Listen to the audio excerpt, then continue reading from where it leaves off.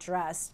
They're also responding on a humanitarian level, the United Nations. They're providing water in areas where the power has been cut, and without power there's no clean drinking water, so they're trying to hand out water. And they're also calling for a humanitarian corridor to open up in Abobo, where the fighting is the most intense, so that there can be an opportunity for people to move in and out of this area without fear of being hurt, for supplies to go in and to come out, and for the wounded to be treated in this area where the heavy fighting is taking place. Jacques Francoin is the UNHCR representative in Côte d'Ivoire. He says he expects clashes between the rival groups to spread outside of the Abobo neighborhood in Abidjan. I don't think this is targeted against one ethnic group in particular. What we can see is that we are facing heavy fighting between the force faithful to Gbagbo and the others that we are calling invisible forces, because they are a group of armed people not really identified, but definitely in favor of Ouattara and holding keeping the situation in this area of Abobo. Probably they are going to spread out of this area and go further, and of course the victims are the civilian population. In northwestern Iraq, at least 9 people have been killed by a suicide bomber.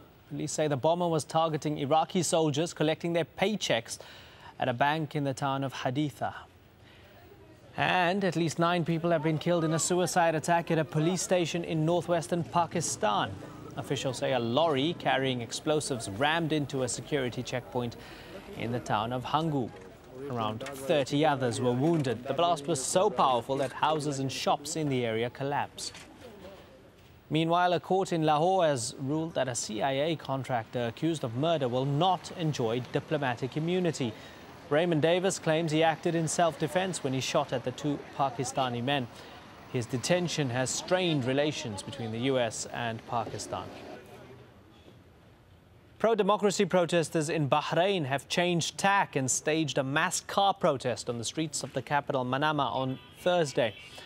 It was part of ongoing demonstrations against the ruling family. Meanwhile, Bahraini opposition group leaders have announced that they are now ready to enter into talks with the government without preconditions. But the country's opposition says it nevertheless stands by its demands.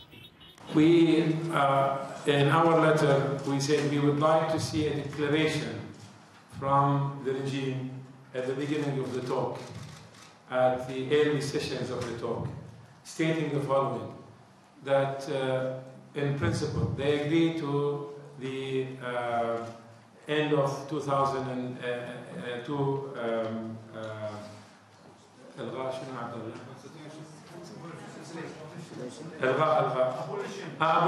abolition of 2002 constitution and electing a new constituent assembly based on one man, one vote to put a new constitution. To Yemen now, where a senior government official has said President Ali Abdullah Saleh is expected to respond positively to an opposition roadmap outlining steps for him to relinquish power. The 5-point plan was proposed by some opposition parties, but as Hashim Al-Barra reports, other groups in the country say they're done with talking. The roadmap is ready, but where will it lead? After spelling out their vision for a future without President Saleh, Yemen's main opposition parties say there's little point in any further talks with the nation's veteran leader. People on the street should have the final say on the political change in this country, but there needs to be an option that avoids anarchy. That's the role of the political parties, but we shouldn't be disconnected from the people. The president, though, remains defiant. He insists that if he leaves office early, a power struggle will be unavoidable. Because this country has got a lot of things which are different from any other scenario. We have got Southerners who have been asking for secession. We've got the Houthis who are asking for different ideas and views, perhaps a sort of local government with full power. You have got Al-Qaeda. So we have got to have a clear, perspective of what change we're aiming at. And that clarity isn't easy to achieve. The Yemeni Socialist Party has its constituency mostly in the south, and the south is under tremendous repressive pressure. So that is not conducive to YSP participating in dialogue. But the presence of Salafi extremists in the dialogue, I think, has alarmed another party, Al-Haq party, and it's causing additional complications in the dialogue. In the capital, anti-government protesters celebrated an army officer who joined their demonstration, and they say their fight will go on regardless of the political confusion. Back to square one. The protesters and the opposition are planning mass rallies on Friday to put more pressure on President Saleh to step aside. They want to bid him farewell, and that, they say, can't wait for another 2 years. Hashim Al-Barra, AlJazeera, Sana'a. To Egypt now, and another new prime minister. The man appointed by President Mubarak after last month's opposition protests has bowed to pressure to step down.